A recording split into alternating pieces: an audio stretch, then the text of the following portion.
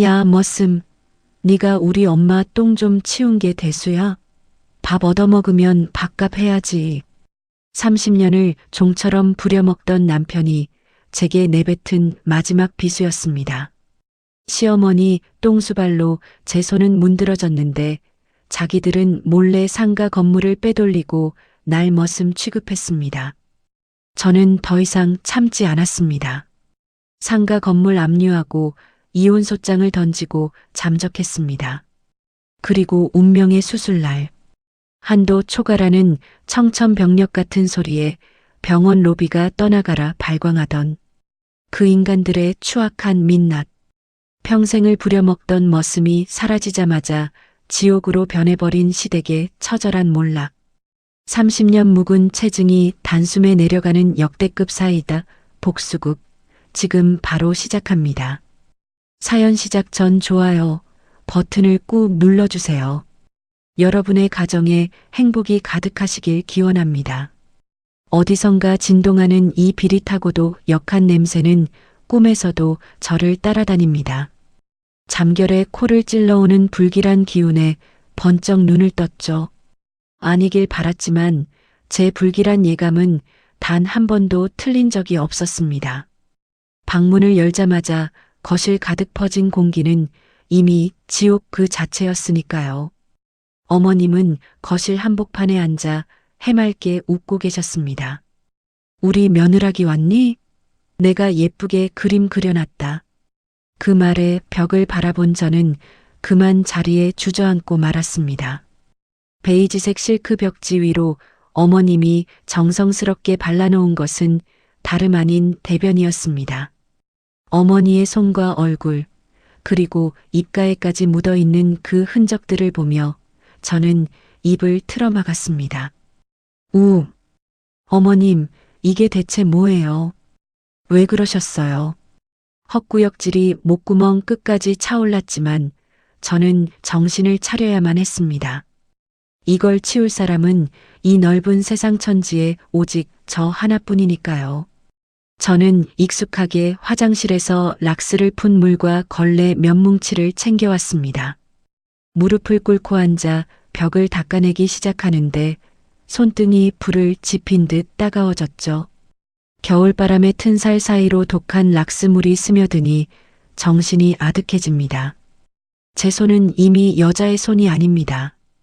거칠다 못해 마디마디가 툭 붉어지고 갈라진 틈 사이로는 피가 맺혀 굳은 지 오래지요. 아이고, 내 팔자야. 내가 무슨 죄를 지어서 환갑 넘은 나이에 이러고 사나. 걸레를 꽉 짤 때마다 손등의 상처가 다시 터져 나옵니다. 그래도 멈출 수가 없었습니다. 벽지를 박박 문지를 때마다 제 어깨와 허리에서는 우두둑 소리가 났지요.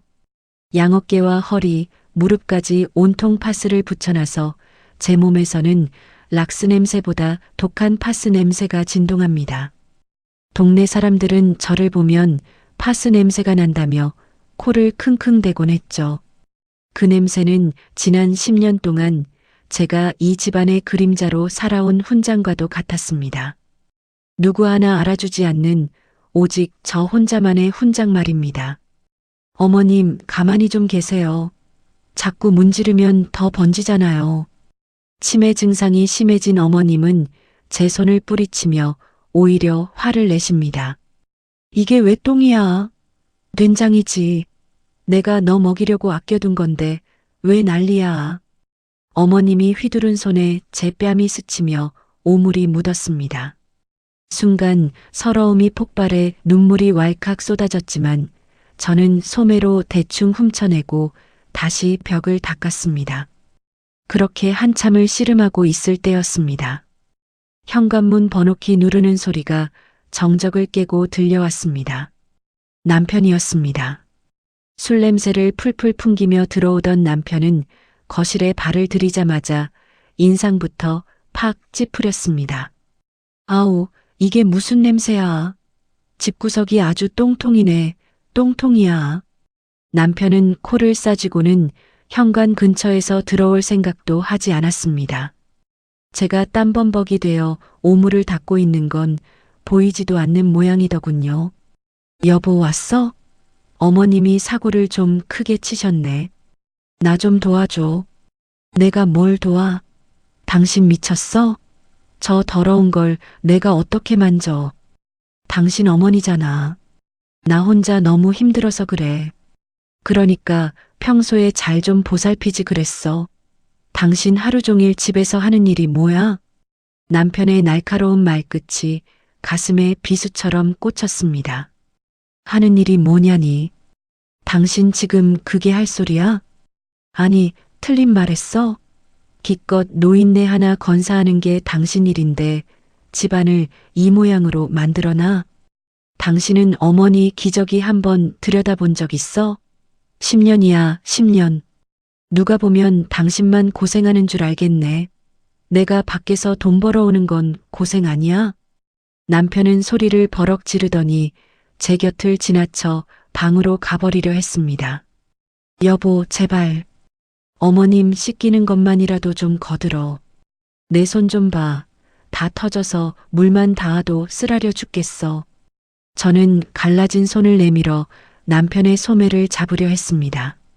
하지만 남편은 진저리를 치며 제 손을 거칠게 뿌리쳤습니다. 아이씨, 이거 나. 똥 묻은 손으로 어딜 만져. 당신. 냄새나서 숨을 못 쉬겠네. 다 치우고 나면 깨워. 아, 그리고 저녁은 좀 깔끔하게 차려내고. 이 상황에서 밥이 넘어가? 당신 어머니가 지금 이러고 계시는데. 당신은 밥 안 먹고 살아? 머슴이 주인 배고픈 건 생각 안 하고 입만 살았네. 남편은 쾅 소리가 나게 방문을 닫고 들어가 버렸습니다. 거실에는 다시 저와 어머님, 그리고 지독한 냄새만이 남았습니다. 머슴. 남편의 입에서 나온 그 단어가 제 귓가에 쟁쟁하게 맴돌았습니다. 지난 30년 세월, 남편 뒷바라지하고 애들 키우고 이제는 시어머니 똥수발까지 들고 있는 저에게 돌아온 이름이 고작 머슴이었습니다. 벽을 닦던 제 손이 바들바들 떨렸습니다. 어머님은 어느새 거실 구석에서 코를 골며 잠이 드셨고 저는 다시 걸레를 들었습니다.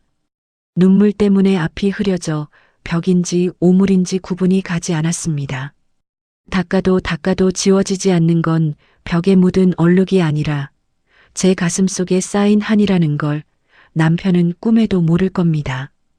제 몸에 밴 이 파스 냄새가, 제 손등의 이 깊은 흉터가 무엇을 말하고 있는지 남편은 관심조차 없었죠. 저는 어두운 거실에서 홀로 락스물에 손을 담갔습니다. 살이 타들어가는 고통보다 가슴이 무너져 내리는 아픔이 훨씬 더 컸습니다. 하지만 저는 멈출 수 없었습니다. 이것이 제게 주어진 당연한 희생이라 믿으며 살아온 세월이 너무나도 길었으니까요. 밤은 깊어가고 집안에는 여전히 비릿한 냄새와 남편의 코 고는 소리만이 가득했습니다. 저는 차가운 바닥에 엎드려 다시 걸레질을 시작했습니다. 오늘도 저는 이 집안에 말 없는 머슴이었습니다. 어머님의 배설물을 다 치우고 겨우 허리를 폈을 무렵이었습니다. 온몸의 뼈마디가 비명을 지르는 것 같아 자리에 잠시 눕고 싶었죠. 하지만 야속한 현관 벨소리는 제 쉴 틈을 단 1분도 허락하지 않았습니다. 딩동거리는 그 소리만 들어도 가슴이 철렁 내려앉는 건 왜일까요? 인터폰 화면을 확인하니 역시나 남편의 누님, 신우이 경이었습니다. 올케, 나야, 문 좀 열어봐. 화면 속 형님은 화사한 원피스를 입고 선글라스를 머리에 얹은 채 서 있었지요. 저는 락스 냄새가 밴 앞치마를 대충 벗어 던지고 문을 열었습니다. 형님, 오셨어요? 형님은 문이 열리자마자 반갑다는 인사도 없이 코부터 쥐어짰습니다. 어우, 올케. 이게 무슨 냄새야? 어머니가 아침에 좀 힘드셨거든요. 아무리 그래도 그렇지 공기청정기 안 돌려? 집안의 찌릉내가 진동을 하네. 형님은 신발을 벗고 들어오면서도 집안 곳곳을 매의 눈으로 훑어보았습니다. 그녀의 손에는 그 흔한 과일 상자 하나 들려있지 않았죠. 늘 그랬듯이 형님은 빈손으로 와서 제 살림살이를 검열하는 상정 같았습니다. 어머나, 저 구석에 먼지 좀 봐. 옳게, 요즘 너무 게으른 거 아니야? 형님은 손가락으로 거실 장식장 위를 쓱 훑으며 인상을 썼습니다. 게으르다니요. 저 어머님 수발 드느라 잠도 제대로 못 잤어요. 그래도 집안 꼴이 이게 뭐야? 우리 동생이 밖에서 고생하고 들어오면 좀 상쾌해야 할 거 아냐? 형님은 소파에 털썩 주저앉으며 거만하게 다리를 꼬았습니다. 저는 속이 부글부글 끓었지만 꾹 참고 형님에게 줄 시원한 매실차를 타왔지요. 형님 드세요. 옳게. 근데 우리 엄마 영양제는 제대로 챙겨드리고 있는 거야? 차를 한 모금 마신 형님이 뜬금없이 저를 쏘아붙였습니다. 당연하죠. 제가 빼놓지 않고 챙겨요. 근데 엄마 얼굴이 왜 저렇게 반쪽이야? 보니까 기력도 하나도 없으시네. 올케가 정성이 부족한 거 아니야? 형님은 안방 문을 살짝 열어 자고 있는 어머님을 보며 혀를 찼습니다. 치매가 진행되니까 식사도 잘 안 하려고 하셔서 그래요. 그걸 핑계라고 되는 거야? 입맛 돌게 맛있는 것 좀 해드리고 그래야지. 내가 보기엔 올케가 우리 엄마를 방치하는 것 같아. 형님의 말 한마디 한마디가 제 가슴을 날카로운 바늘로 찌르는 것 같았습니다. 방치라니요. 지난 10년 동안 어머님의 대소변을 받아내고 밥을 떠먹인 게 누구인데요. 정작 본인은 한 달에 한두 번 와서 1시간도 채 안 있다 가면서 말입니다. 옳게, 나온 김에 엄마 기저귀 좀 확인해봐. 형님이 거만하게 턱짓으로 안방을 가리켰습니다. 방금 갈아드렸어요. 지금 주무시니까 좀 이따가 할게요. 아니, 지금 해봐. 냄새가 여기까지 나는 것 같단 말이야. 제가 움직이지 않자 형님은 짜증 섞인 한숨을 내쉬었습니다. 올케는 참 고집도 세다. 내가 딸로서 걱정돼서 그러는 거잖아. 걱정이 된다면 본인이 직접 기저귀를 열어보고 닦아드리면 될 일 아닙니까? 하지만 형님은 어머님 몸에 손끝 하나 대는 법이 없었습니다. 어머님이 당신의 옷자락이라도 잡으면 더럽다는 듯 몸을 피하던 사람이었으니까요. 근데 옳게, 피부가 왜 그렇게 거칠어? 관리 좀 해. 여자 나이 60이면 가꾸기 나름인데 너무 퍼져 있는 거 아니냐고. 갑자기 형님이 제 얼굴을 빤히 보며 기분 나쁜 웃음을 지었습니다. 어머니 뒷수발하고 집안일 하다 보면 그럴 틈이 없네요. 참나, 요즘 세상에 누가 그걸 다 손으로 해? 올케가 미련하게 일을 사서 하는 거지. 요령이 없으니까 몸만 고생하는 거야. 저는 더 이상 대꾸할 힘조차 없었습니다. 형님은 냉장고를 열어보더니 또 한 소리를 보태더군요. 반찬이 이게 다야?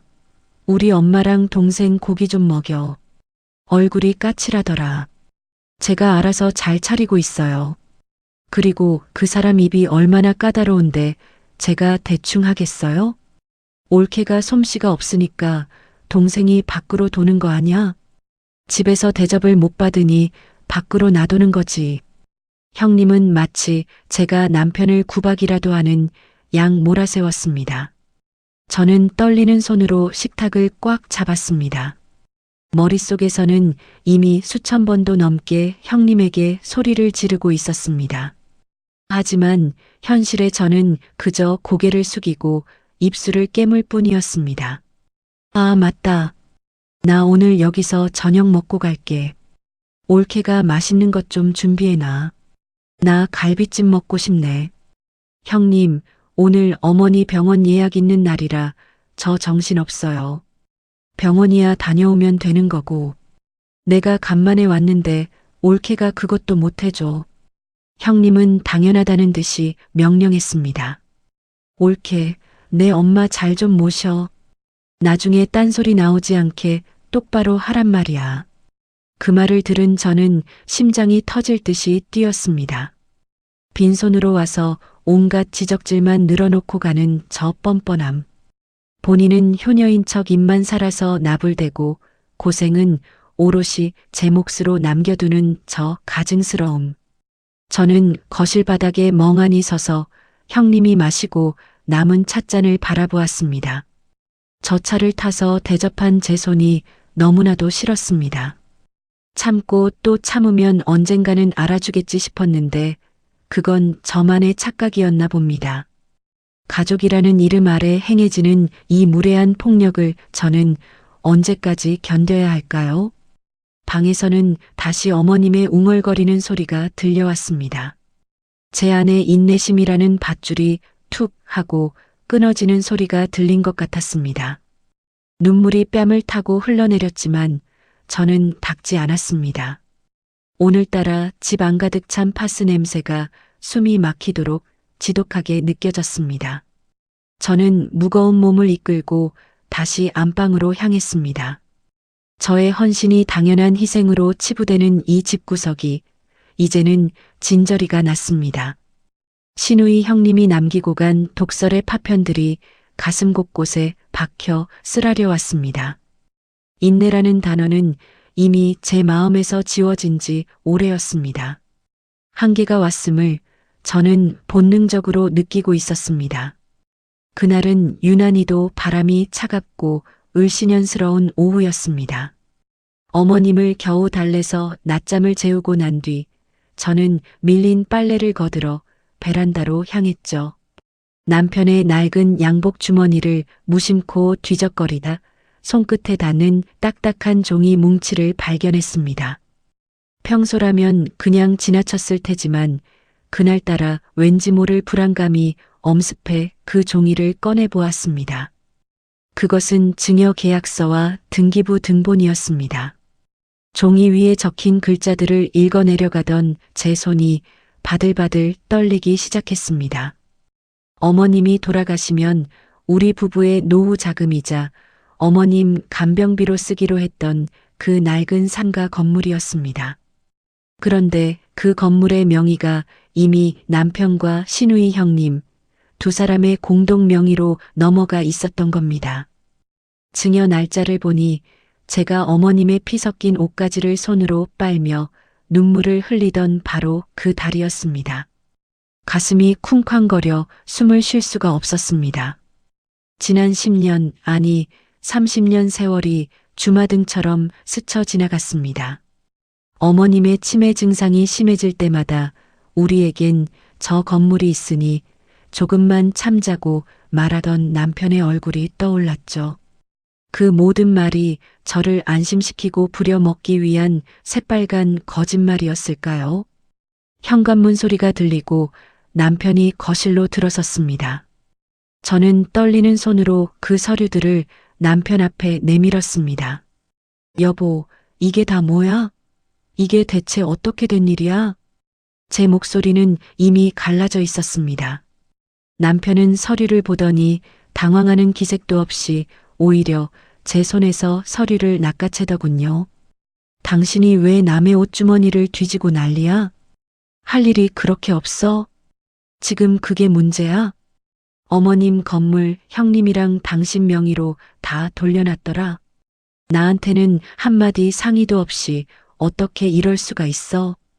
남편은 귀찮다는 듯 양복 상의를 소파에 던지며 대답했습니다. 상의는 무슨 상의? 어차피 우리 엄마 재산인데 자식들이 물려받는 게 당연한 거 아니야? 남인 당신이 왜 감나라 대추나라 난리야? 남? 당신 지금 나보고 남이라고 했어?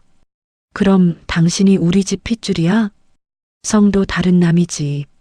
저는 가슴이 찢어지는 것 같았습니다. 10년이야. 10년 동안 내가 어머님 대소변 받아내고 수발 들었어. 당신이랑 형님은 손끝 하나 안 댈 때 나는 잠도 못 자고 어머님 옆을 지켰다고. 그런데 나한테는 한마디 말도 없이 이렇게 뒤통수를 쳐? 남편은 비웃음 섞인 헛웃음을 내뱉으며 저를 빤히 쳐다보았습니다. 야, 순임아. 말은 바로 하자. 네가 우리 엄마 똥 치운 게 대단한 벼슬이라도 되는 줄 알아? 뭐라고? 너는 이 집 들어올 때 몸만 온 머슴이나 다름없어. 머슴이 주인 집 재산 탐내는 거 봤어? 주인이 밥 먹여주고 재워줬으면 고마운 줄 알고 자기 할 일이나 할 것이지. 남편의 입에서 나온 머슴이라는 단어가 제 심장을 갈기갈기 찢어 놓았습니다. 머슴. 내가 당신한테 머슴이었어? 30년을 같이 산 아내가 아니라 돈 안 드는 일꾼이었냐고. 그래. 아니면 당신이 우리 집안에 기여한 게 뭐가 있어? 내가 벌어다 주는 돈으로 먹고 살면서 노인네 좀 돌본 거 가지고 유세는 어디 머슴이 주인 집 재산에 눈을 독하게 떠? 남편은 제 얼굴 앞에 손가락질을 하며 고함을 질렀습니다. 이번 일은 경희 누나랑 내가 이미 다 합해 본 거야. 누나가 고생 많았다고 내 명의도 넣어준 거니까 토 달지 마. 너한테 떨어질 콩고물은 단 한 알도 없으니까 꿈 깨라고. 당신 정말 인간도 아니구나. 어떻게 사람 탈을 쓰고 그런 말을 해. 듣기 싫으면 나가. 너 아니라도 수발들 사람 널렸어. 요양원 보내면 그만이야. 근데 그 돈 아까워서 너 부려 먹는 거니까 감사하게 생각해. 남편은 침을 뱉듯 말을 내뱉고는 방으로 들어가 버렸습니다. 거실에 홀로 남은 저는 바닥에 주저앉아 소리 없이 울었습니다. 아니, 울음조차 나오지 않았습니다. 너무 큰 충격을 받으면 눈물도 마른다는 사실을 그날 처음 알았습니다. 가슴 속에서 뜨겁게 들끓던 무언가가 순식간에 차갑게 식어버렸습니다. 얼음장보다 더 차가운 냉기가 온몸을 감싸는 것 같았죠. 30년 전 이 사람만 믿고 시집오던 그 어린 날에 제가 불쌍해서 가슴이 미어지는 것 같았습니다. 제가 흘린 땀과 눈물, 그리고 제 청춘이 그저 머슴의 노동으로 치부되었다는 사실이 저를 무너뜨렸습니다. 남편에게 저는 사랑하는 아내도 인생의 동반자도 아니었습니다. 그저 자기 집안의 굳은 일을 대신 해주는 가성비 좋은 일꾼에 불과했던 겁니다. 벽에 걸린 우리 가족 사진 속에서 남편은 인자하게 웃고 있었습니다. 그 웃음이 너무나 가식적이고 역겨워 구역질이 났습니다.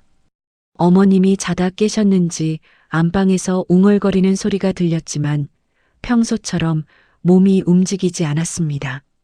늘 어머님의 소리에 번개같이 반응하던 제 몸이 그날은 돌처럼 굳어버렸습니다. 더 이상은 못해. 제 마음속 깊은 곳에서 작지만 단단한 목소리가 들려왔습니다. 그동안 참아왔던 인내의 둑이 완전히 터져버린 순간이었습니다. 저는 거실 바닥을 짚고 천천히 일어났습니다. 다리가 후들거렸지만 정신은 그 어느 때보다 또렷해졌습니다. 남편이 쾅 닫고 들어간 방문을 바라보며 저는 입술을 지그시 깨물었습니다. 배신감으로 시작된 떨림은 서서히 차가운 분노로 변해갔습니다. 저를 머슴이라고 부른 그 대가가 얼마나 혹독할지 남편은 상상조차 못할 겁니다. 저는 거실에 흩어진 서류들을 하나하나 정성스럽게 모았습니다. 그리고 그것들을 가슴에 품었습니다. 눈물은 이미 말라버렸고 제 눈빛은 서늘하게 가라앉았습니다. 창밖은 어느새 어둠이 짙게 깔려 있었습니다. 하지만 제 앞에는 이제껏 보지 못한 아주 명확한 길이 보이기 시작했습니다. 그 길은 제가 평생 걸어온 머슴의 길이 아니었습니다. 저는 차갑게 식어버린 거실 한복판에서 제 인생의 다음 장을 조용히 그리고 치밀하게 생각하기 시작했습니다. 남편의 코 고는 소리가 방 안에서 들려왔지만 더 이상 화조차 나지 않았습니다. 오직 시린 한기만이 제 몸속을 흐르고 있었을 뿐입니다. 저는 그렇게 제 30년 결혼 생활의 장례를 마음속으로 치렀습니다. 남편의 코 고는 소리가 거실을 지나 안방 문틈으로 새어 들어왔습니다. 방금 전까지 저를 머슴이라 비하하며 소리를 지르던 사람이라고는 믿기지 않을 만큼 평온한 소리였죠. 저는 불 꺼진 거실 한복판에 서서 제 거칠어진 손을 가만히 내려다보았습니다. 눈물은 더 이상 나오지 않았습니다. 대신 아주 차갑고도 날카로운 이성이 제 머릿속을 깨우기 시작했죠. 저는 안방 구석에 놓인 낡은 서랍장 앞으로 다가갔습니다. 깊숙한 곳, 남편은 결코 열어본 적 없는 작은 비밀 금고를 꺼냈습니다. 그 안에는 지난 30년 세월 동안 제가 쥐어짜듯 모아온 제 삶의 기록들이 들어 있었습니다. 하나둘씩 통장을 꺼내 식탁 위에 올려놓았습니다.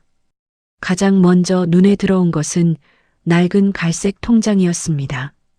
이것은 10여 년 전 제 친정아버지가 돌아가시며 제게 남겨주신 작은 땅이 수용되면서 받은 보상금 통장이었죠. 남편은 이 돈의 존재를 정확히 알지 못했습니다. 그저 제가 친정에서 조금 챙겨준 돈이라고만 알고 있었고 그 액수가 얼마인지는 관심조차 없었으니까요. 저는 안경을 고쳐 쓰고 통장의 숫자를 하나하나 짚어 내려갔습니다. 매달 꼬박꼬박 빠져나간 항목들이 제 눈을 찔렀습니다. 어머님의 치매 약값, 어머님이 입원하셨을 때의 간병비 차액, 남편이 퇴직 후 사업을 한답시고 날려먹은 돈을 메우기 위해 들어간 생활비, 그리고 시누이 경희 형님이 급하다며 빌려가서 한 푼도 갚지 않은 2천만 원까지 모든 숫자가 제 손길을 거쳐 빠져나갔더군요. 남편은 본인이 번 돈으로 이 집안이 돌아가는 줄 착각하며 살고 있었습니다.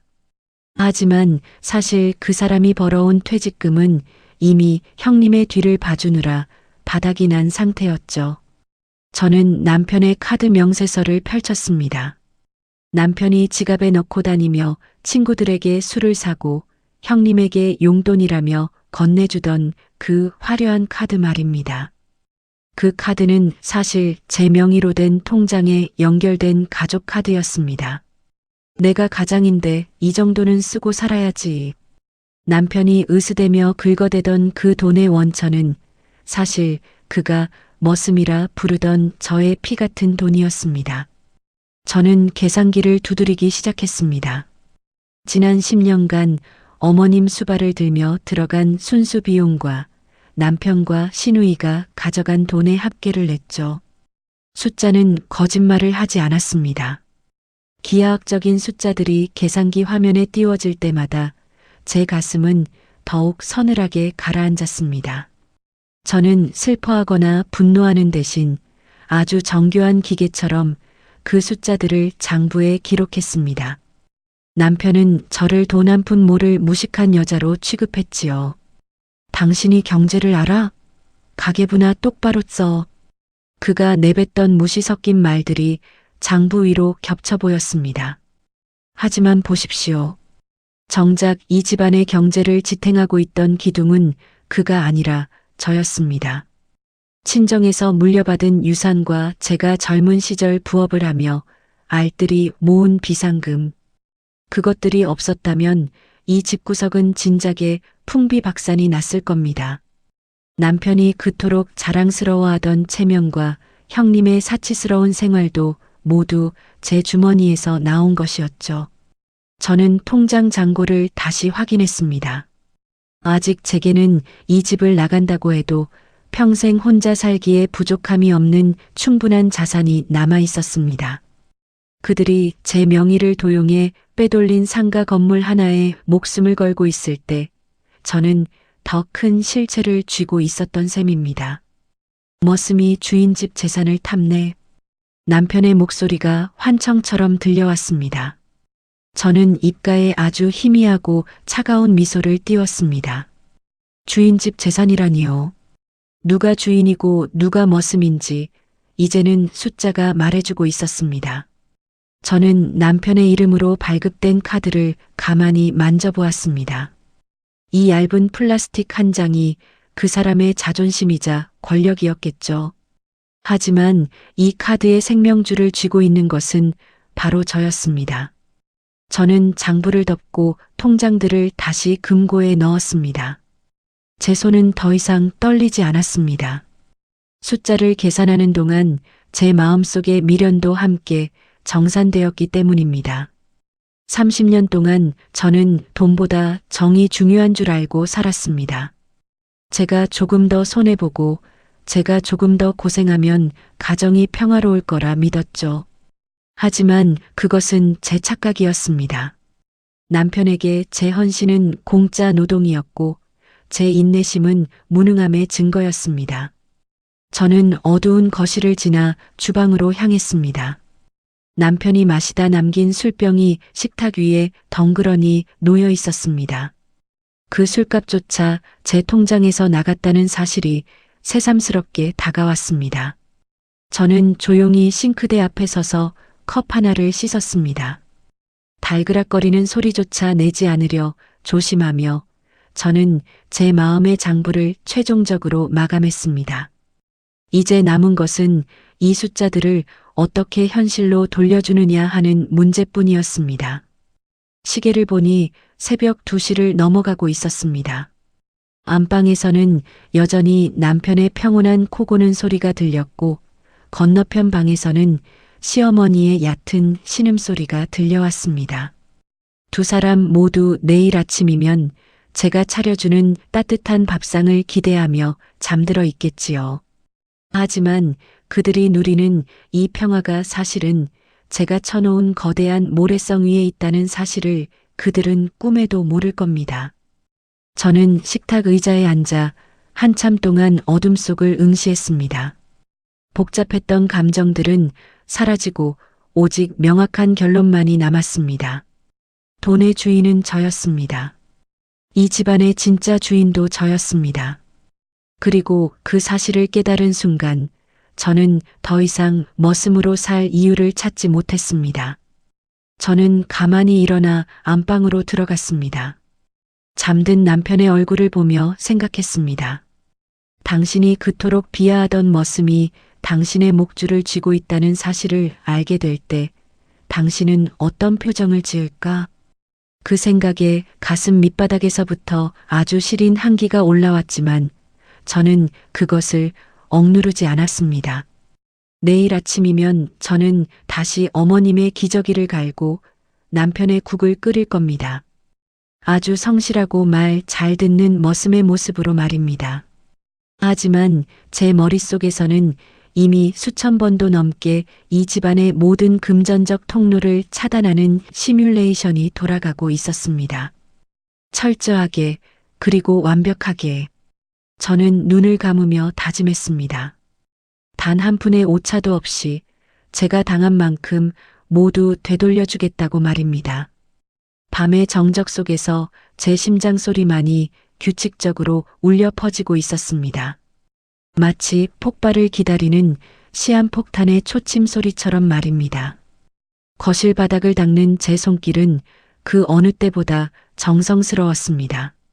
남편이 거실 소파에 누워 TV를 보며 리모컨을 까닥거리는 동안 저는 묵묵히 그의 발치 아래를 닦고 또 닦았죠. 어이 당신, 나 물 좀 떠와. 남편이 턱짓으로 주방을 가리키며 툭 내뱉었습니다. 예전 같으면 가슴이 떨리고 눈물이 왈칵 쏟아졌을 텐데 이상하게도 그날은 마음이 아주 평온했습니다. 알았어.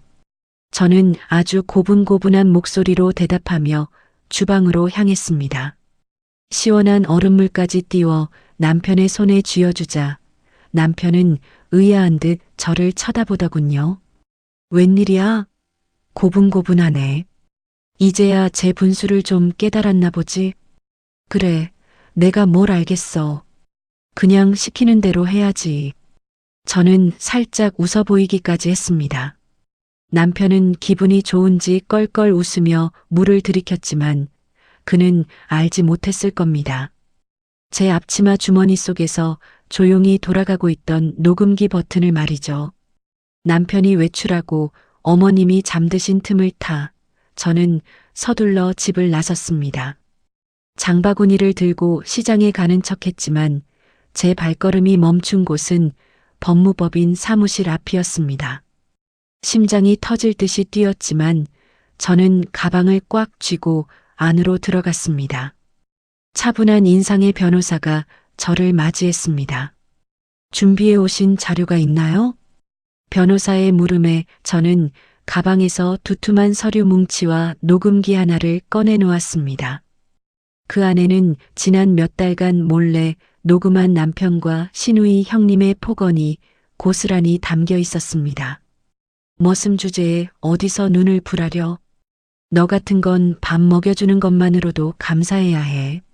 녹음기 속에서 흘러나오는 남매의 목소리는 법률사무소의 차가운 공기를 가르고 울려 퍼졌습니다.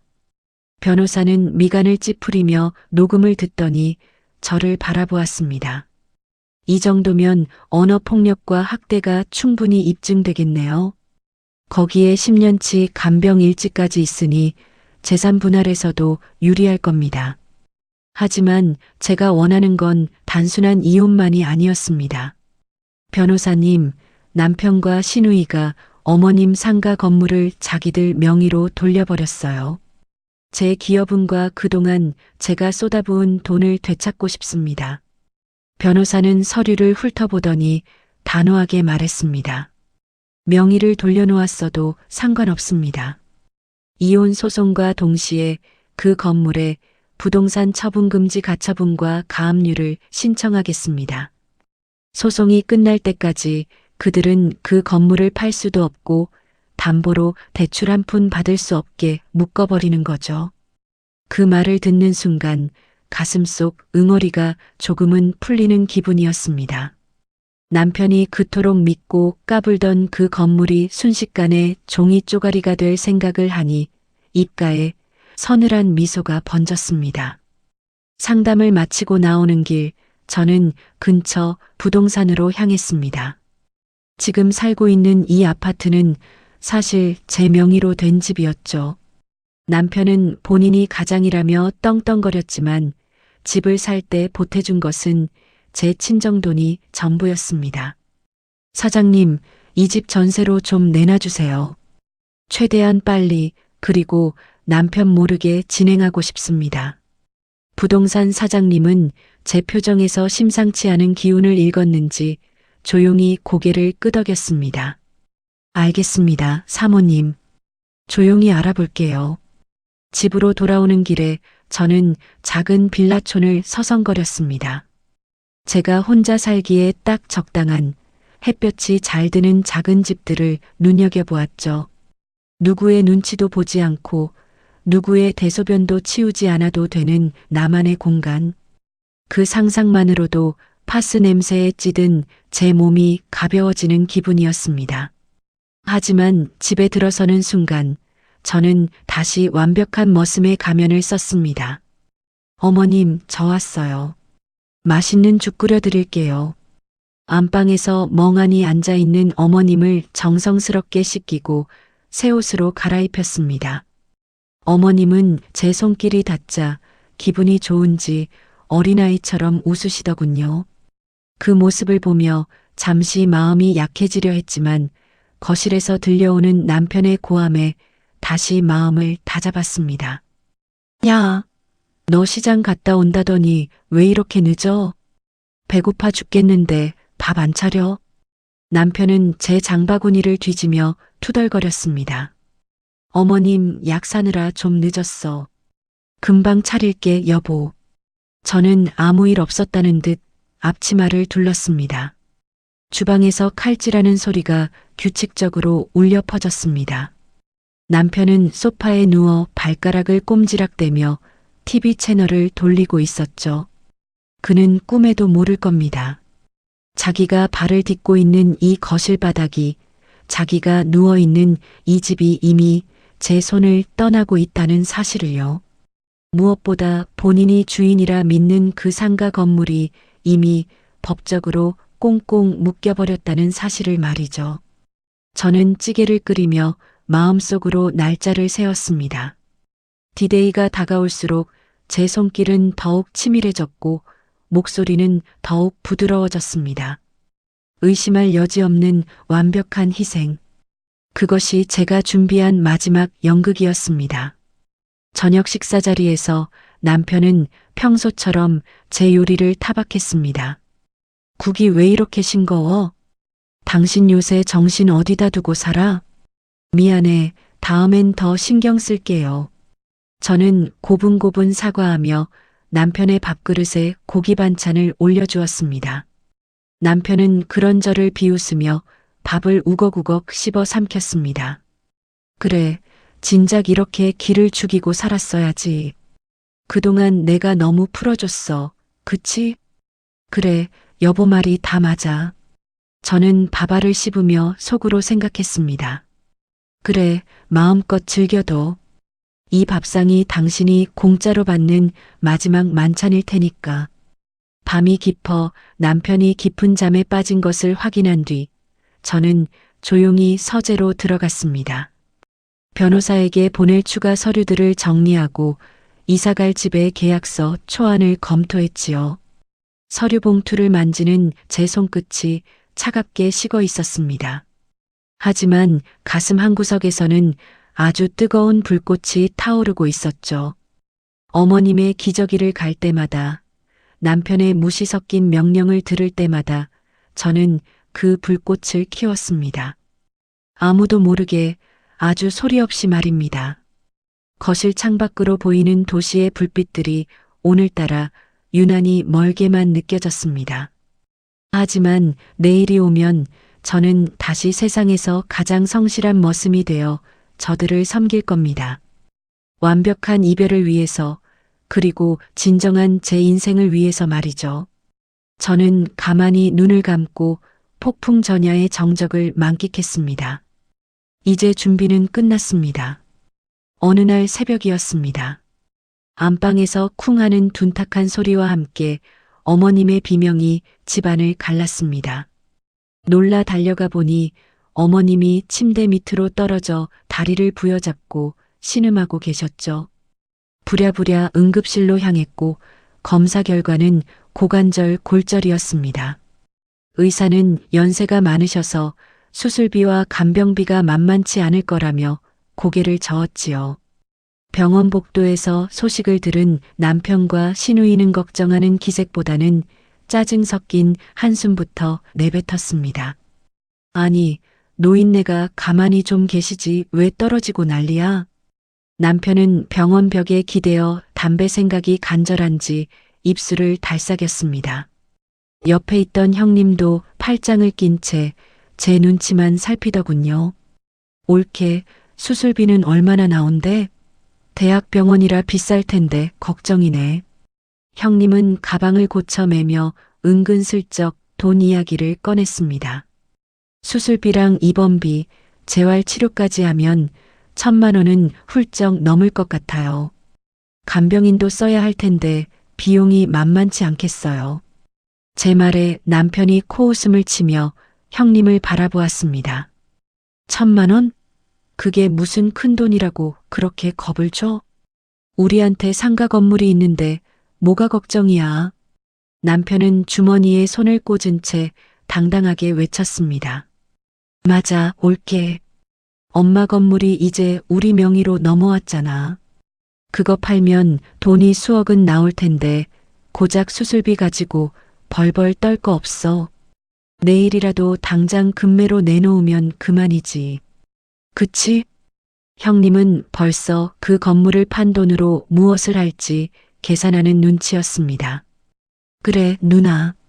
아까 부동산에 전화해보니까 금방 나갈 거래. 그러니까 당신은 입국 다물고 시키는 대로만 해. 수술비 정산할 때까지 당신 카드로 일단 긁고 있으면 되잖아. 남편은 당연하다는 듯 저를 쳐다보며 명령조로 말했습니다. 저는 그들의 아나무인 격인 태도를 보며 속으로 차갑게 웃었습니다.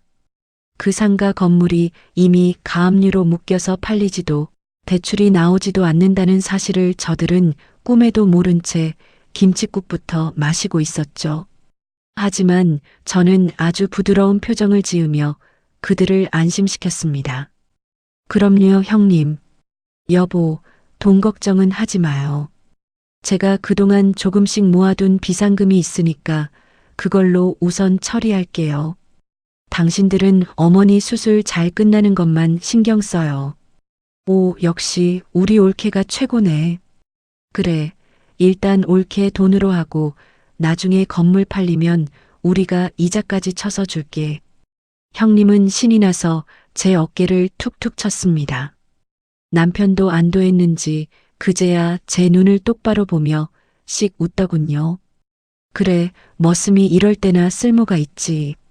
당신이 알아서 다 한다니 마음이 놓이네.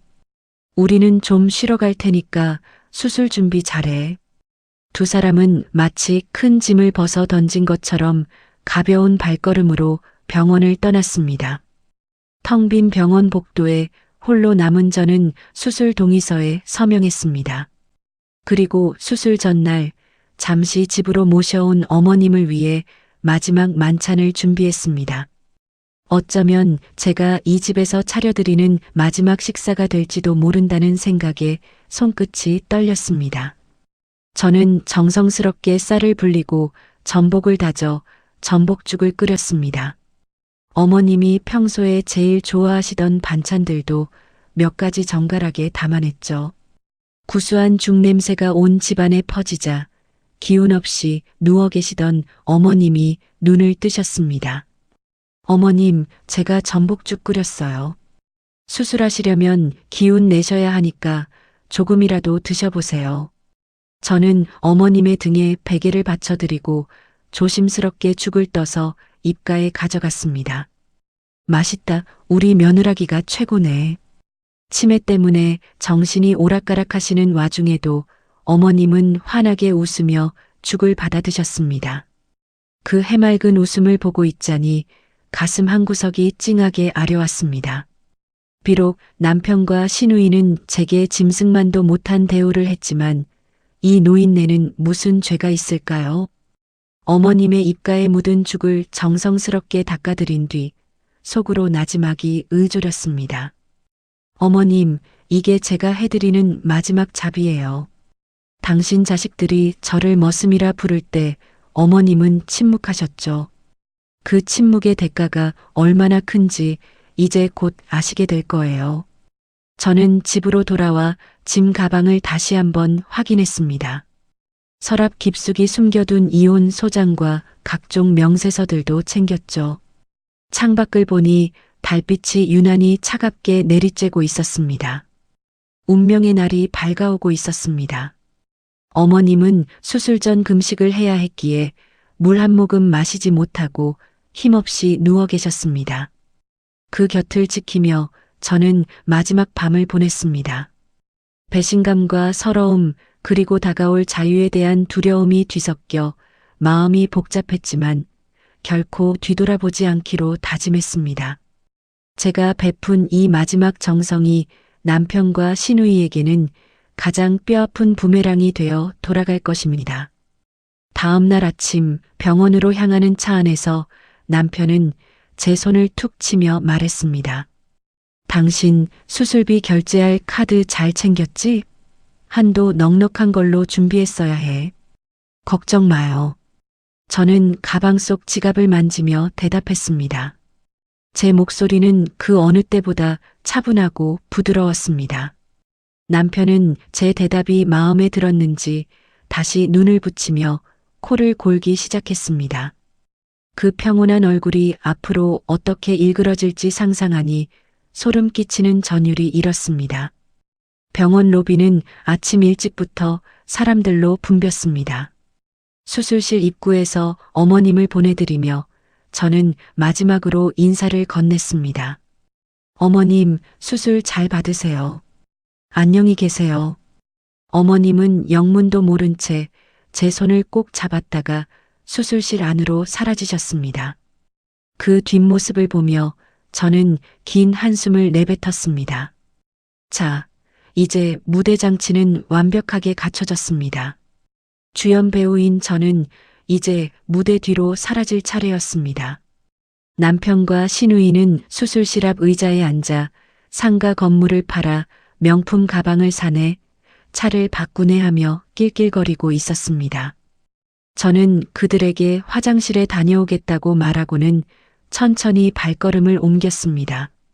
병원을 빠져나오는 제 발걸음은 깃털처럼 가벼웠습니다. 뒤에서 들려올 그들의 발광 섞인 비명소리가 벌써 귓가에 맴도는 듯 했죠. 하지만 저는 뒤를 돌아보지 않았습니다.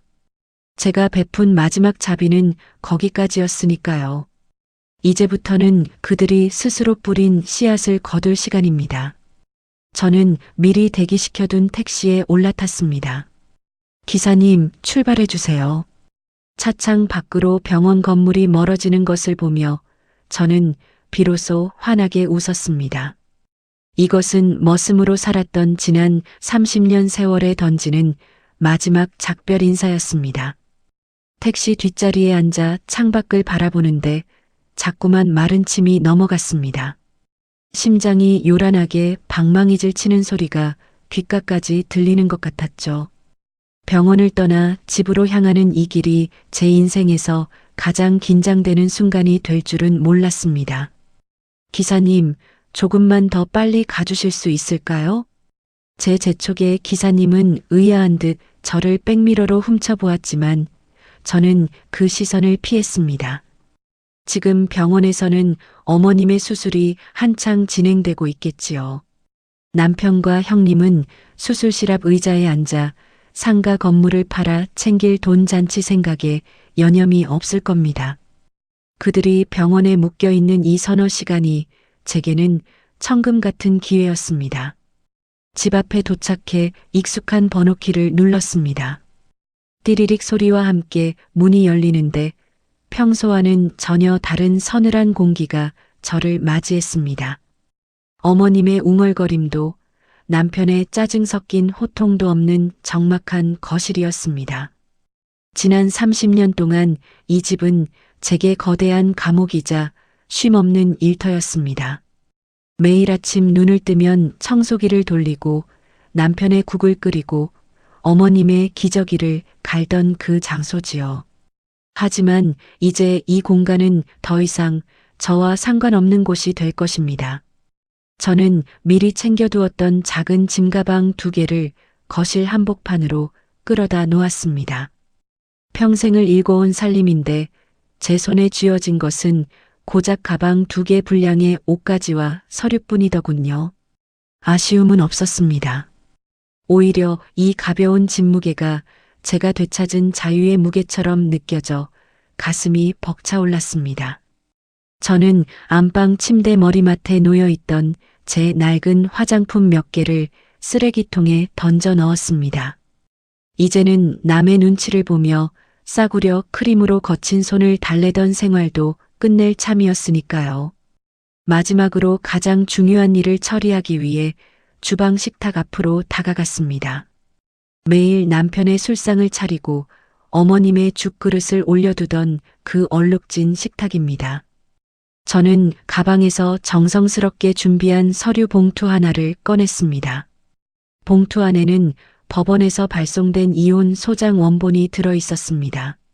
하얀 종이 위에 적힌 피고라는 글자 뒤에 적힌 남편의 이름이 오늘따라 유독 낯설게 보였습니다.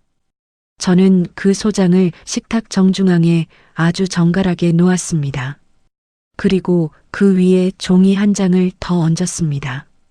그것은 제가 지난 10년 동안 어머님을 모시며 들어간 각종 비용을 정리한 명세서였습니다. 기저귀가, 약가, 병원비, 그리고 제가 받지 못한 간병비와 가사 노동비까지 남편이 저를 머슴이라 불렀으니 머슴으로서 받아야 할 정당한 임금을 계산해 본 것이죠. 숫자 하나하나를 적어 내려갈 때마다 제 가슴 속 응어리가 조금씩 씻겨 내려가는 기분이었습니다. 당신이 말한 대로 난 머슴이야. 그러니까 이제껏 공짜로 부려먹은 머슴의 몸값을 제대로 치러야 할 거야. 저는 빈집을 향해 나직하게 움조렸습니다. 식탁 위에 놓인 서류들이 마치 남편의 목을 겨눈 칼날처럼 서슬퍼렇게 빛나고 있었습니다. 남편이 병원에서 돌아와 이 종이들을 마주했을 때 어떤 표정을 지을지 상상해 보았습니다. 얼굴이 불그락 푸르락 달아올라 소리를 지르며 제 이름을 부르겠지요. 하지만 불러봐야 대답할 사람은 이 집에 아무도 없을 겁니다. 이미 저는 그가 닿을 수 없는 곳으로 떠난 뒤일 테니까요. 짐가방을 들고 현관으로 향하려는데 거실벽에 걸린 커다란 가족 사진이 눈에 들어왔습니다. 남편은 근엄한 표정으로 중앙에 앉아 있고 저는 그 옆에서 희미하게 웃고 있었죠. 저는 사진 속 제 모습을 가만히 어루만져 보았습니다. 그동안 고생 많았어, 순이마. 이제 진짜 내 인생을 살러 가자. 저는 미련 없이 사진에서 시선을 돌렸습니다.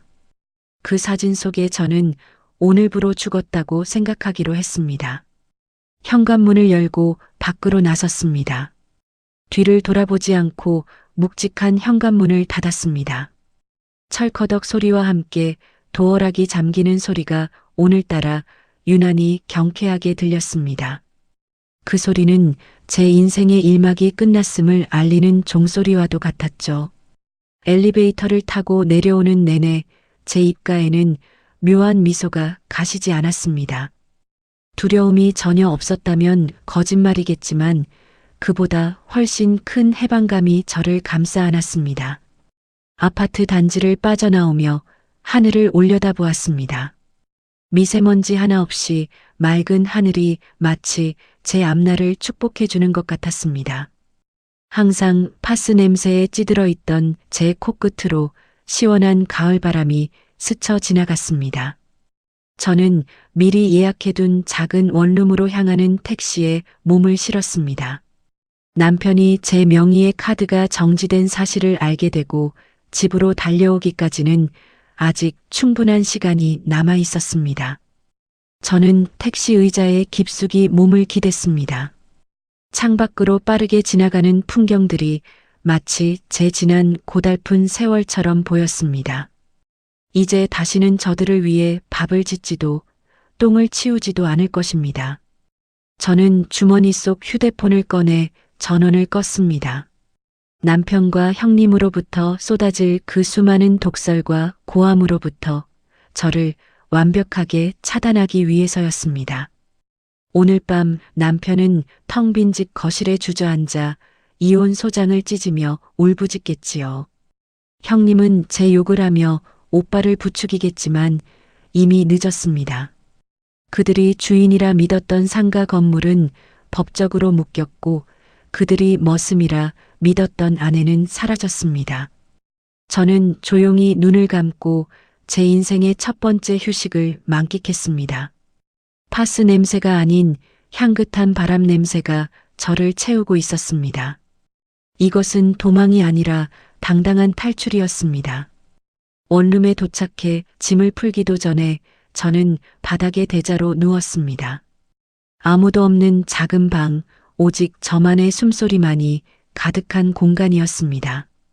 이 낯선 고요함이 이토록 달콤할 줄은 꿈에도 몰랐습니다. 남편은 지금쯤 병원 로비에서 대자로 누워 발광하고 있을까요? 아니면 집으로 달려가 텅 빈 옷장을 확인하며 넋이 나가 있을까요? 어느 쪽이든 상관없었습니다. 저는 이제야 비로소 숨을 쉬는 것 같았으니까요. 식탁 위에 두고 온 그 종이들이 부디 남편의 심장에 깊숙이 박히길 바랐습니다. 그가 무시했던 제 헌신의 가치가 얼마만큼이었는지 뼈저리게 느끼길 바랐습니다. 저는 무거운 눈꺼풀을 감으며 짧은 잠을 청했습니다. 내일 아침이면 저는 누군가의 아내도 누군가의 며느리도 아닌 오직 나로 눈을 뜨게 될 것입니다. 텅 빈 집, 그리고 그 식탁 위에 남겨진 소장은 제 인생의 가장 통쾌한 마침표였습니다. 그 시각 병원 로비는 수술을 마친 환자들과 보호자들로 북적이고 있었을 겁니다. 수술실 문이 열리고 의사가 나와 수술 잘 끝났습니다라는 말을 남기자마자 남편과 형님은 기세등등하게 일어났겠죠. 어머니의 안위를 걱정하기보다는 이제 곧 상가 건물을 팔아 제 손에 들어올 돈 뭉치를 먼저 계산했을 테니까요. 남편은 여느 때처럼 거드름을 피우며 제 가방에서 훔쳐내듯 가져간 카드를 지갑에서 꺼냈을 겁니다. 꺼 봐. 내가 뭘 했어. 수술 별거 아니라고 했지? 남편은 형님 앞에서 보란 듯이 어깨를 으쓱하며 원무가 창구로 향했을 겁니다. 여기요. 일시불로 긁어줘요. 남편 특유의 그 재수없는 목소리가 병원 복도에 울려 퍼졌을 것을 생각하니 지금도 소름이 돋네요. 하지만 잠시 후 카드 단말기에서 삐빅하는 기분 나쁜 경고음이 들려왔겠죠. 보호자님, 이 카드는 해지된 카드라고 나오네요. 다른 카드 없으신가요? 원무과 직원의 무심한 한마디에 남편의 표정은 순식간에 굳어버렸을 겁니다. 아니, 그럴 리가 없는데. 다시 한번 긁어봐요. 한도 넉넉한 카드라고. 남편은 당황해서 목소리를 높였겠지만 결과는 마찬가지였겠죠. 고객님, 아예 분실이나 해지 처리가 된 카드라고 뜹니다. 결제가 안 돼요. 옆에서 지켜보던 형님의 얼굴도 흑빛으로 변했을 겁니다. 아니, 올케가 다 준비해놨다더니 이게 무슨 일이야? 야, 빨리 올케한테 전화해봐.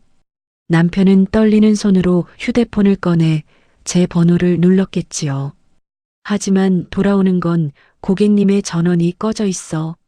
라는 차가운 기계음 뿐이었을 겁니다. 이 여편니가 어디 간 거야? 감히 전화를 꺼나? 남편은 병원 로비가 떠나가라 고함을 지르며 제 이름을 불렀을 테지요. 주변 사람들의 시선이 따갑게 꽂혔겠지만 자존심만 센 남편에게는 그 시선조차 견디기 힘든 고역이었을 겁니다.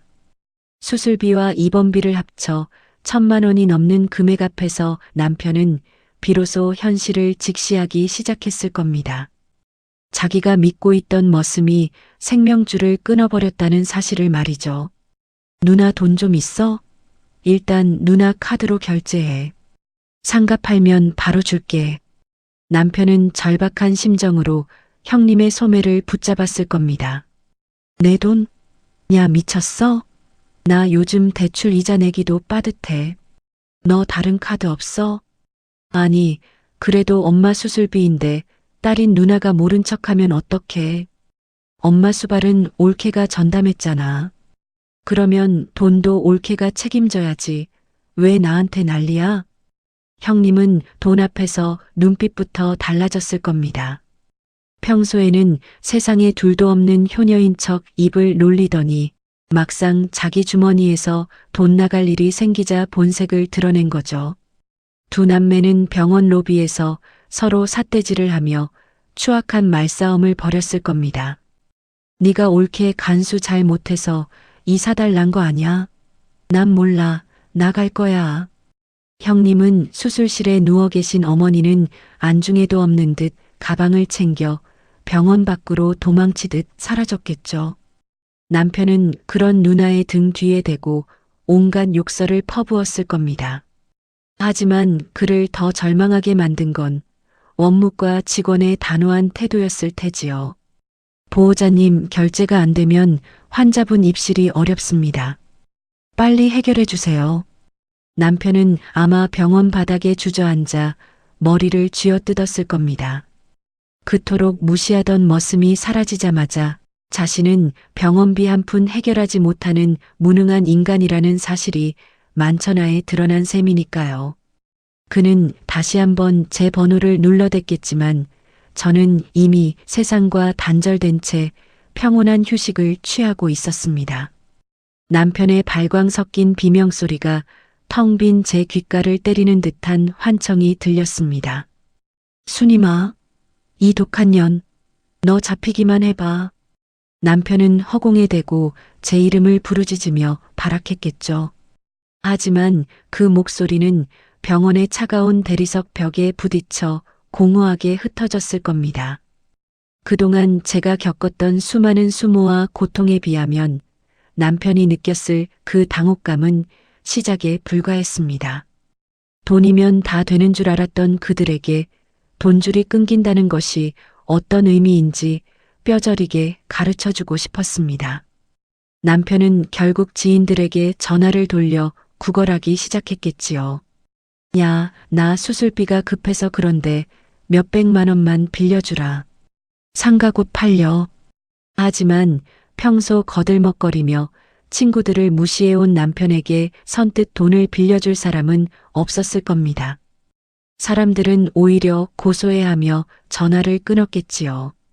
그는 그렇게 병원 로비에서 가장 비참한 모습으로 무너져 내렸을 겁니다. 수술을 마치고 나온 어머니를 맞이할 사람은 아무도 없었습니다. 남편은 돈을 구하러 동분서주하고 딸은 도망가 버린 그 쓸쓸한 병실.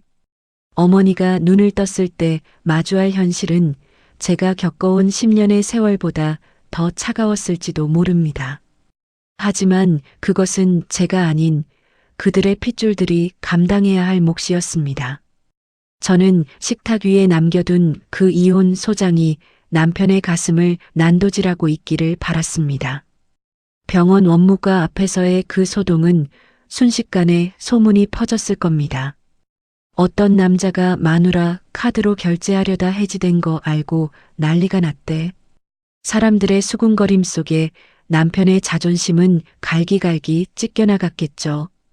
평소에 그렇게 주인 행세를 하며 저를 머슴 취급하더니 이제는 그 머슴의 자취조차 그리워하며 울부짖었을 겁니다.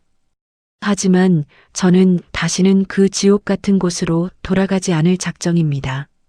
남편의 휴대폰에는 카드 회사로부터 온 문자 메시지들이 가득 쌓였겠죠.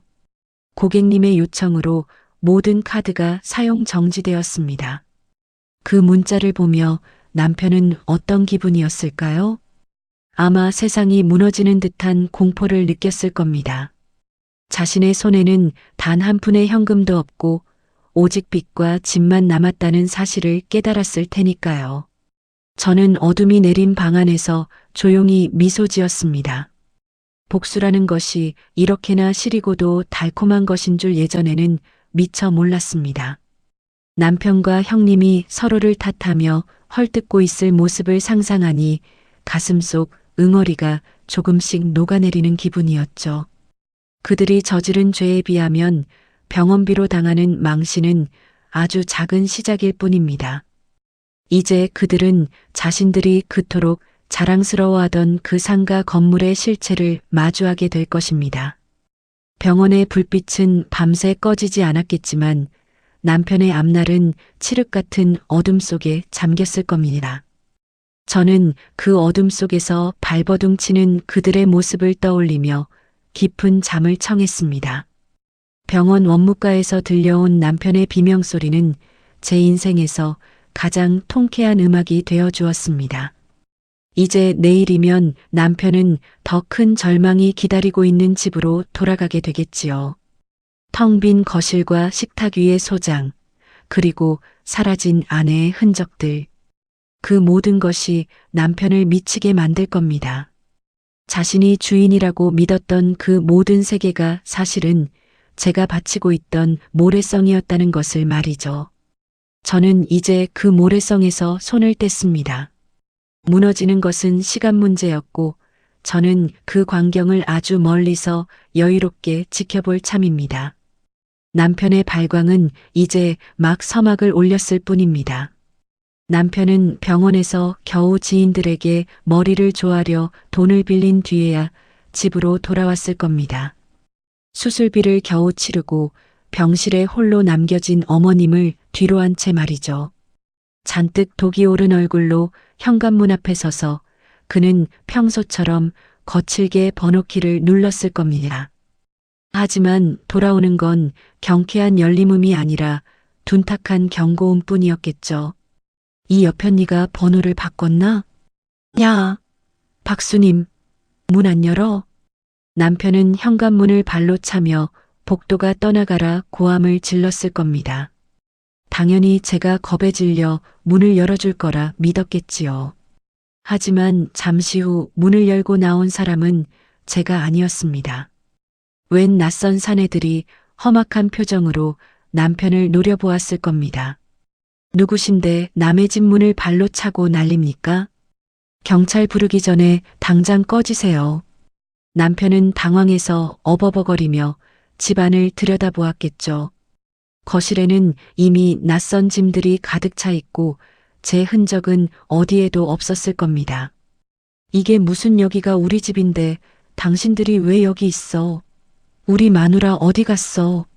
남편이 악을 썼지만 돌아온 건 차가운 계약서 한 장이었을 겁니다. 이 집 주인이 오늘부로 전세 내놨고 우리는 정당하게 계약하고 들어온 사람입니다. 아저씨 짐은 아까 이삿짐 센터에서 다 빼갔으니까 거기 가서 찾으세요. 그제야 남편은 깨달았을 겁니다. 자기가 주인인 줄 알고 큰 소리치던 이 아파트가 사실은 제 명의였다는 것을요. 제가 친정에서 받은 유산으로 산 집이라는 사실을 무시하며 살더니 결국 그 대가를 치르게 된 거죠. 남편은 길바닥에 덩그러니 놓인 자신의 낡은 옷가지 몇 박스를 보며 망연자실했을 겁니다.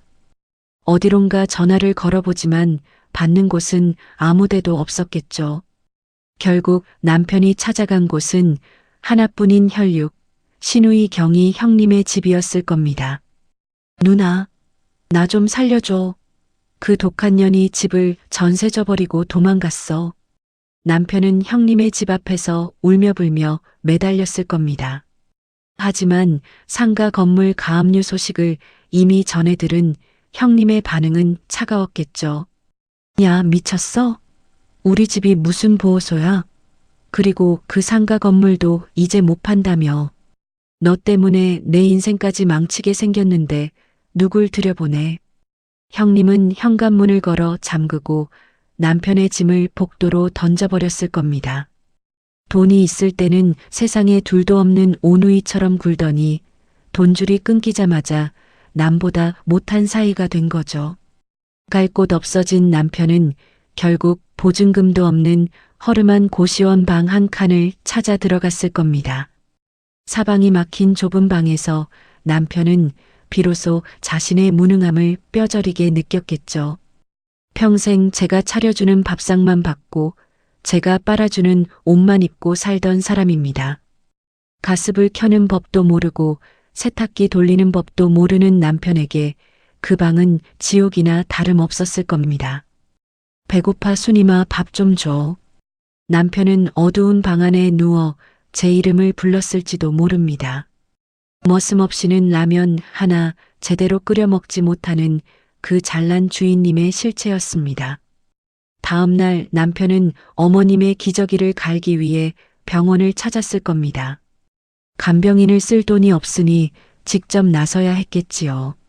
하지만 10년 동안 제가 묵묵히 해온 그 일이 얼마나 고된지 남편은 1분도 채 버티지 못했을 겁니다. 어머님이 대변 실수를 하자 남편은 헛구역질을 하며 화장실로 뛰어갔겠죠.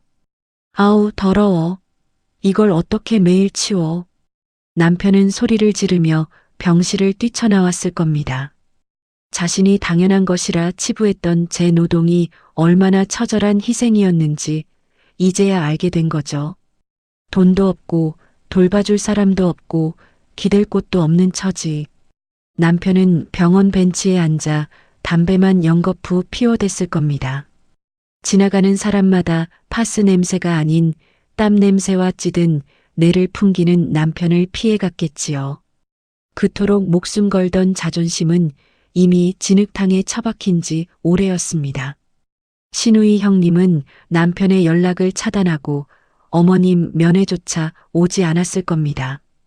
오로지 남편 혼자서 그 지옥 같은 상황을 감당해야 했겠죠. 저는 그 소식을 전해 들으며 조용히 눈을 감았습니다. 남편이 고시원의 눅눅한 침대에 누워 천장을 보며 무슨 생각을 했을지 짐작이 갑니다.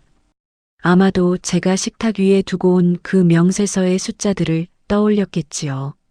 자기가 부려먹은 머슴의 몸값이 얼마나 비싼 것이었는지 말입니다. 이제 남편에게 남은 것은 아무것도 없습니다. 텅 빈 지갑과 빚더미, 그리고 원망만 남은 노모뿐이지요. 그는 하루하루 일용직을 전전하며 입에 풀칠하기 바쁜 신세가 되었습니다. 화려했던 주인님의 삶은 신기루처럼 사라졌습니다. 남겨진 것은 오로지 비참한 현실과 뼈아픈 후회뿐이었습니다. 저는 이제 그 사람의 소식을 더 이상 궁금해하지 않기로 했습니다. 이미 그는 제 인생에서 지워진 이름이니까요. 길바닥에 나앉은 그의 모습은 제가 지난 30년 동안 겪었던 마음의 고통에 비하면 아무것도 아니었습니다. 이것이 바로 머슴을 함부로 부린 주인이 치러야 할 정당한 대가였습니다. 밤하늘의 별을 보며 저는 비로소 깊은 안도의 한숨을 내쉬었습니다. 그는 이제 자신이 그토록 무시하던 그 바닥에서 인생을 다시 배우게 될 것입니다. 그곳에는 밥을 해줄 스님이도 돈을 대줄 스님이도 없습니다. 오로지 본인이 저지른 죄의 무게만 가득할 뿐입니다. 저는 이제 누구의 눈치도 보지 않고 오직 저만을 위해 아침을 준비합니다. 작은 냄비에 쌀을 안치고 불을 켰습니다. 보글보글 찌개가 끓어오르는 소리가 이토록 평화로운 음악인 줄 예전에는 미처 몰랐지요. 예전에는 남편의 입맛에 맞추느라 간을 보고 또 보며 전전긍긍했습니다. 시어머니의 죽이 너무 뜨겁지는 않을까, 입술을 데이지는 않을까 노심초사하며 제 밥은 늘 뒷전이었죠. 하지만 지금 제 앞에 놓인 이 소박한 밥상은 오로지 저만을 위한 선물입니다. 맛있네. 정말 달다. 갓 지은 밥 한 숟가락을 입에 넣으니 눈물이 핑 돌 만큼 고소했습니다. 이것은 남에게 대접하기 위한 머슴의 밥이 아니라 제 영혼을 채우는 나의 밥이었습니다. 그렇게 평화로운 일상을 보내던 어느 날 오후였습니다. 현관문을 여니 몰골이 말이 아닌 한 남자가 서 있었죠. 한때는 떵떵거리며 저를 부려먹던 남편이었습니다. 옷은 때에 저럭 꾀죄죄하고 얼굴은 반쪽이 된 채 초점이 흐릿한 눈으로 저를 바라보더군요. 순이마 박수님. 남편은 떨리는 목소리로 제 이름을 불렀습니다. 누구신데 남의 집 앞에서 남의 이름을 함부로 부르세요? 나야 여보. 당신 남편 창식이라고. 어떻게 나한테 이럴 수가 있어? 남편은 대문을 잡고 금방이라도 쓰러질 듯 비틀거렸습니다. 나는 당신 같은 남편 둔 적 없는데요. 이미 법적으로 남남된 지가 언젠데 여기까지 찾아와서 행패야? 남편은 대문 틈으로 손을 들이밀며 애원하기 시작했습니다. 내가 잘못했어. 내가 죽을 죄를 지었어. 나 좀 살려줘. 그의 비굴한 모습에서 예전에 기세등등하던 주인님의 모습은 찾아볼 수 없었습니다. 당신 어머니잖아. 당신 핏줄인데 당신이 수발들어야지. 왜 나를 찾아와? 내가 어떻게 그걸 다 해? 나는 그런 거 할 줄 모른단 말이야. 당신이 와서 예전처럼 좀 해줘. 응? 남편은 급기야 대문 앞에 무릎을 꿇고 통곡하기 시작했습니다. 여보, 나 배고파 죽겠어. 며칠을 굶었는지 몰라. 당신이 해주던 따뜻한 국 한 그릇만 먹으면 살 것 같아. 나 좀 들여보내줘. 그의 울음소리가 동네에 울려 퍼졌지만 제 마음은 얼음장처럼 차가웠습니다. 저를 머슴이라 부르며 인간 이하의 취급을 하던 그 순간들이 머릿속을 스쳐 지나갔죠. 배가 고프다고? 그럼 당신이 직접 차려 먹어. 당신은 손이 없어, 발이 없어? 저는 단호하게 거절하며 주머니에서 휴대폰을 꺼냈습니다. 여보, 제발 나 진짜 죽을 것 같아서 그래. 어디서 남의 집에 머슴이 들어오려고 그래? 당신이 그랬지? 머슴은 주인 집 재산 탐내는 거 아니라고. 여긴 내 집이고 내 인생이야. 그러니까 당장 내 눈앞에서 사라져. 저는 망설임 없이 112를 눌렀습니다. 여기 웬 낯선 남자가 무단 침입하려고 행패를 부리네요. 빨리 좀 와주세요. 제 신고 소리에 남편의 눈이 경악으로 물들었습니다. 당신 진짜 신고한 거야? 어떻게 사람이 이래? 남편은 욕설을 내뱉으며 일어섰지만 이미 늦었습니다. 멀리서 경찰차 사이렌 소리가 들려오자 남편은 겁에 질린 채 뒷걸음질 쳤습니다. 다시는 찾아오지 마. 저는 차갑게 내뱉고는 대문을 굳게 걸어 잠갔습니다.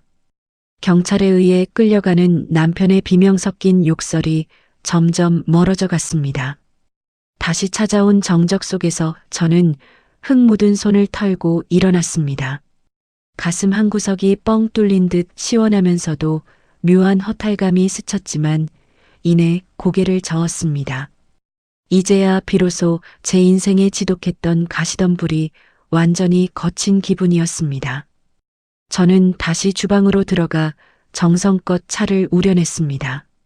찻잔에서 피어오르는 따뜻한 김을 바라보며 저는 나직이 미소 지었습니다.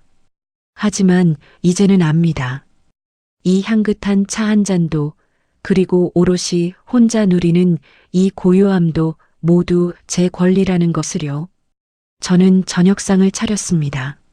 소박한 나물 반찬의 된장찌개뿐이지만 세상 그 어느 만찬보다 풍성한 식사입니다. 누구를 위해 서두르지 않아도 되고 누구의 눈치를 보며 밥알을 씹지 않아도 됩니다. 천천히, 아주 천천히 밥을 씹으며 저는 제 인생의 주인이 누구인지 다시 한번 되새겼습니다. 그래, 이게 진짜 사람 사는 거지. 혼잣말을 내뱉는 제 목소리에 힘이 실려 있었습니다. 밤하늘에 별이 하나둘씩 돋아나기 시작했습니다. 저는 불 꺼진 방 안에 누워 제 거친 손을 가만히 어루만졌습니다. 갈라지고 터진 흉터들은 여전하지만 이제 더 이상 쓰라리지 않습니다. 그 흉터들은 제가 모진 풍파를 견디고 마침내 이겨냈다는 훈장과도 같으니까요. 머슴으로 살았던 30년의 세월은 이제 제게 아무런 힘도 쓰지 못합니다. 남편과 시누이는 자신들이 판 함정에 빠져 비참한 말로를 걷겠지만 그것은 그들의 몫입니다. 저는 오직 오늘과 내일의 제 삶에만 집중할 것입니다. 따뜻한 이불 속에서 저는 비로소 평온한 잠을 청했습니다. 꿈속에서도 더 이상 냄새나는 기저귀는 나타나지 않았습니다. 향기로운 꽃밭을 걷는 제 발걸음만이 가볍게 울려 퍼질 뿐이었습니다. 이것으로 제 긴 사연의 마침표를 찍으려 합니다. 이 글을 듣는 많은 분들도 부디 자신의 인생에서 주인이 되시길 바랍니다. 누군가의 머슴으로 살기에는 우리의 인생이 너무나도 소중하고 아름다우니까요. 저는 이제 저만의 찬란한 아침을 맞이하러 갑니다. 안녕히 계십시오. 나의 인생은 이제부터 시작입니다. 30년을 그림자처럼, 아니 돈 안 드는 머슴처럼 살았던 수님 씨의 사이다 탈출기 어떠셨나요? 지독한 파스 냄새와 락스물에 터진 손등을 훈장처럼 여기며 버텼던 세월이 참으로 야속하기만 합니다. 하지만 기억하세요. 내가 나를 소중히 여기지 않으면 세상은 나를 그저 당연한 일꾼으로 부려먹기 바쁩니다. 수술실 앞에서의 그 비참한 절규는 남편이 스스로 뿌린 씨앗일 뿐 동정할 가치도 없죠. 이제 수님 씨는 남이 차려준 눈칫밥이 아닌 내가 지은 정직한 밥을 먹으며 오롯이 자신의 인생을 살아갈 겁니다. 여러분은 지금 누군가의 며느리, 누군가의 아내이기 전에 나라는 이름으로 당당히 빛나고 계시는가요? 지옥 같은 일상에서 벗어나 제 이름을 찾은 수님 씨의 앞날을 함께 응원해 주세요. 여러분의 인생도 사이다처럼 뻥 뚫리는 그날까지 오늘 사연 여기서 마칩니다.